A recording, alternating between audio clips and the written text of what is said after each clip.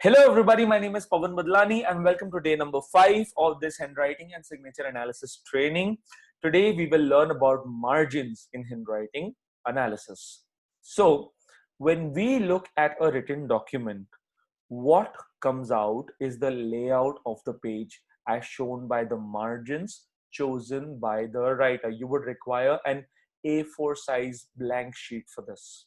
So since a blank page is likened to the world, then the starting of our writing indicates the position we are taking in relation to the world. Basically, what is our standing? What is our thought process? What does it say about our emotions, our feelings, our ideas? Now, let us understand what can margins actually represent. It represents past and future. Secondly, it represents adjustment. Third, impulsiveness. Fourth, rapidity, fastness. How fast are you? Five, spontaneity, right? How spontaneous are you as an individual? Six is about truthfulness. How truthful are you as an individual? Seven, what is your attitude towards social norms, culture, and tradition? And number 8 is respect for the opinion and rights of others. Now, in every writing, margins can be identified. They are either to the left or towards the right, or on the top or on the bottom. So, there are some people who do not leave a margin on one side or on some sides, or leave no margin at all on any side at all, neither on the top, neither on bottom, neither on left, neither on right hand side.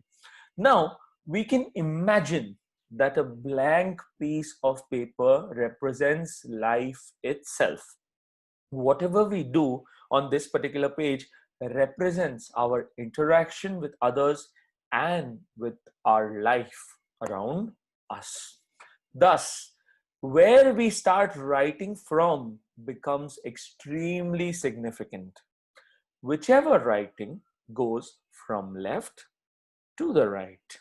The left represents the past of an individual, and the right represents the future of the individual. What is he or she moving towards? And when it is on the left hand side, what he or she is leaving behind. What is the past about?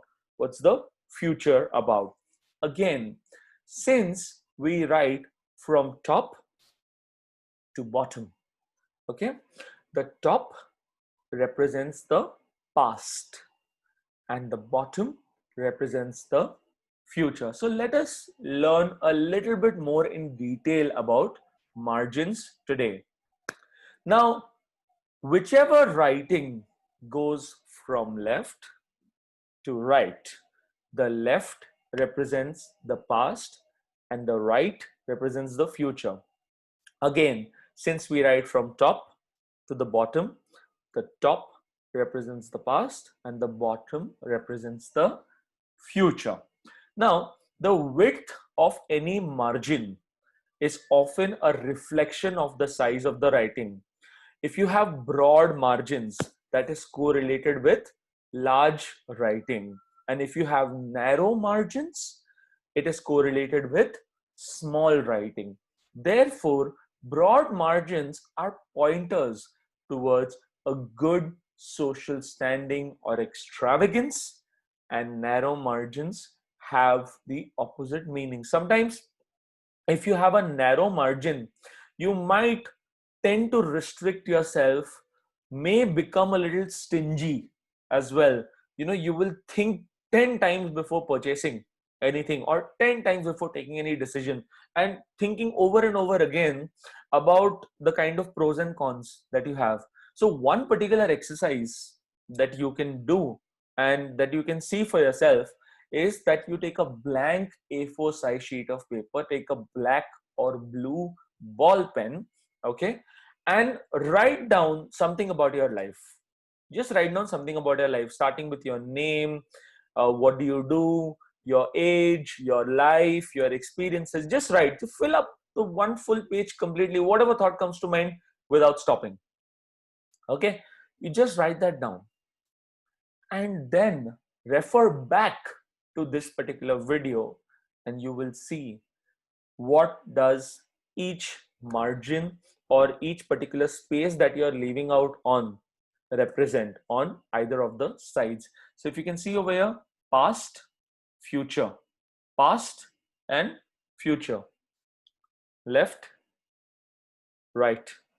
Left hand side is the past, future is on the right hand side. That's the right margin and left margin. Top margin, that is the past, and lower margin, which is there, that's the bottom margin, it's the future. All right, now that we've got that out of the way, let's go ahead and learn about the left margin, the left hand side. Now the width of the left margin is set usually by the width of the first full line. I'll repeat this once again. The width of the left margin is set usually by the width of the first full line. Of course, it is consciously made. Like, you remember when you were in school and you had to address a letter to the principal, or you had to address a letter to somebody who was very, very important. You used to leave a left margin space, right? So that's what the left margin is all about. Now, the subsequent widths are not due to much deliberation, so they are almost involuntary. Let's imagine that if you are giving a leave letter, okay, if you're giving a leave letter in your school, you're submitting that, what do? You fold on to the left margin. You fold the left margin and then you submit it, right? Now let us understand a little bit more in detail about the left margin. So if the left margin is constant, then the person has constant behavior, good manners. So basically this person has a lot of consistency in his or her life. But if the same left margin over here is irregular, then this person is careless or unorthodox about their behavior or their dress. Basically, if it's going in one line over here, right?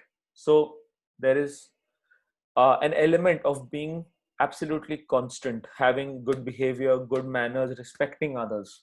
But while writing, suppose if you're starting to write from here, and if it is slowly drifting away, coming back, drifting away, coming back, drifting away, coming back, drifting away, so that person becomes a little careless by nature. So you need to observe on that. In fact, you can also ask someone else to write down one full page about themselves on a blank A4 size sheet of paper, refer back to this particular video and observe and analyze, do a small analysis. What kind of behavior does this individual have? When it broadens, then it is about letting go, fatigue, increasing generosity, interest in subject, overcoming writing consciousness, and sign of speed. So basically what we are talking about over here, the past is all about, you're thinking about the old memories, constantly being in nostalgia, right? And sometimes it becomes a little difficult for you to let go as well. But if you are moving a little away from the left margin, right? If that line is broadening, what does it mean? You let go of the pain in the past. Secondly, your any kind of fatigue, any kind of problems in your life, you're letting go of that as well. Increasing generosity, interest in subject means you overcoming writing consciousness, and sign of speed, you're moving slowly and steadily towards the future. But if it is narrowing, if this particular line is very, very thin, this margin is very, very thin, right, then it is putting bricks, resistant, discipline, economy overriding generosity and inhibition. Basically, then you start holding back, then you are not as open as you should be. More importantly, I'll tell you one more aspect. If it is a strict left margin, okay, if it is an absolute strict left margin, it also means that you have had strict parents, you have been trained in such a way that you have to follow the rules by hook or by crook. All right, let's look at the right margin. All right, now usually the right margin is by necessity less consistent when we compare it with the left margin. Left margin, you do it by default, right? Right margin may or may not be as consistent. Now the width of the right margin, the width of the right margin is left to the person's impulse to the end of the to end the line. Now, when there is consistency in maintaining this margin, right, it shows exceptional powers of judgment and decision, especially if the writing is fast and natural. So slowly and steadily, if you're moving towards the future, which means that you're grabbing more opportunities, you're going ahead. If you have an impulse of inspiration, some idea, some project, some task you are working on, you will absolutely kill it, and you will have like a great time, and you'll feel more energetic, more enthusiastic as well. This margin is basically a sign of the ability to organize space and time, and also to make a lot of decisions in your life. If this margin is enlarged and unbalanced, which means that enlarged or unbalanced, it's going like this, right? So it is an indication of self consciousness or reserve. You again start holding back, because slowly and steadily you're again going back a little into the past area. All right. So, but if there is a constant narrow margin, right? Constantly narrow margin over here, it shows your determination to reach a goal. It shows your risk taking appetite as well. How powerful are you in taking risks? How confident do you feel about your own self? It shows that. So ideally, if the writing starts moving a little bit towards the right margin, it is a good sign, which means you're taking action. You're, even taking risks to achieve greater results in your life. Let's talk about top margin. Okay. Now the top margin is a question of taste and convention. Convention means a way in which usually things are done. So here we talk about culture, talk about tradition, we talk about family as well. How much do you respect the society? How much do you respect the fact that you have to obey the rules, right? It's all about that. Now, all the same, it may vary with regard for convention and sometimes with esteem for the addressee. Basically, whomever you're addressing this to, how much do you respect that particular person? How much do you respect their thoughts, their ideas, their methods of doing things? So a very, very narrow top margin indicates complete disregard of convention, a complete disregard of a way in which things are usually done. Basically, if you have that in your handwriting or have that in your blank A4 size sheet of paper whenever you're writing down something, so if you are told to do something, if you're told to follow the rules, you're not going to follow it. You might override that particular authority. If, let's say, your time to eat breakfast is 8 o'clock in the house, you will come at 9 o'clock. You don't care. You absolutely don't care, right? So that is the whole idea over here, that if it's a very, very narrow top margin, you have a disregard for convention. That is one. Secondly, a broad top margin shows good taste. Over strict observance, of formal rules and conventions, and even subservience. Now, what is subservience? It's the willingness to obey others unquestionably. And pedantry, excessive concern with minor details and rules. So if this particular part, this top margin is very, very broad, or if it's getting broader, be very careful about how you behave. So if it is standard, like a simple, like a sufficient amount of space is left, that's absolutely fine, that's understandable. But if it is very, very narrow, right, very narrow, right, very narrow means like hardly any space is left, indicate disregard of convention. A broad top margin, so disregard of convention, right, and a broad top margin, like if a lot of space is left over here, it may show good taste, right, over strict observance of formal rules and conventions, or even subservience, willingness to obey others unquestionably. You won't even ask twice. All right. And pedantry, excessive concern with minor details and rules. And the last part is about the bottom margin. Now, what is the bottom margin over here, which we spoke about going ahead into the future?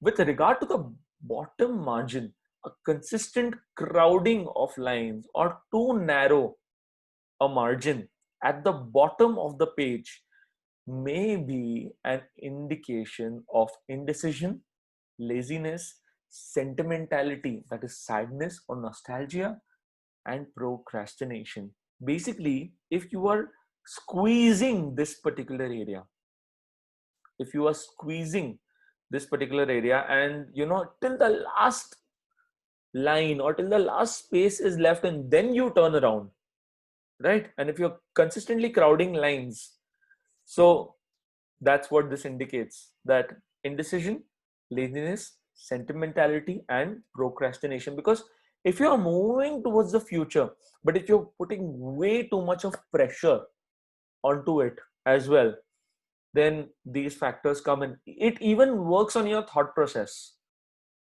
that you will tend to crowd things or do too many things at once. And correlating this with the example that I've just given right now, if you are putting way too much pressure going ahead in the future, or constantly thinking about what's going to happen, what's not going to happen, is everything going to work out for me or not, or taking too many things at the same time, so that what would that indicate? Lack of focus, right? And as I've mentioned over here, that it indicates indecision, laziness, sentimentality, sadness, or nostalgia, means you're somehow not able to forget the past, and procrastination. So if you have enjoyed this particular video today, do send in a small text of video testimonial on WhatsApp on 9930826643 or 8928216871. I would request you to join my group Inspire Me by Pavan Badlani for exclusive tips on graphology and personal development. The link will be sent to you on the WhatsApp group. Hope you enjoyed day number 5. See you tomorrow on day number 6. So where we will learn more about the different kinds of signatures. Once again, this is your host Pavan Badlani. Thank you so much for being here today. And we are slowly and steadily coming towards the end of our training. But you are sure to have a great time. And I truly appreciate each and every one of you for staying with me till this far. So thank you so very much once again. I will meet you tomorrow, day number 6, where we will learn about the different kinds of signatures. My name is Pavan Badlani. Bye-bye.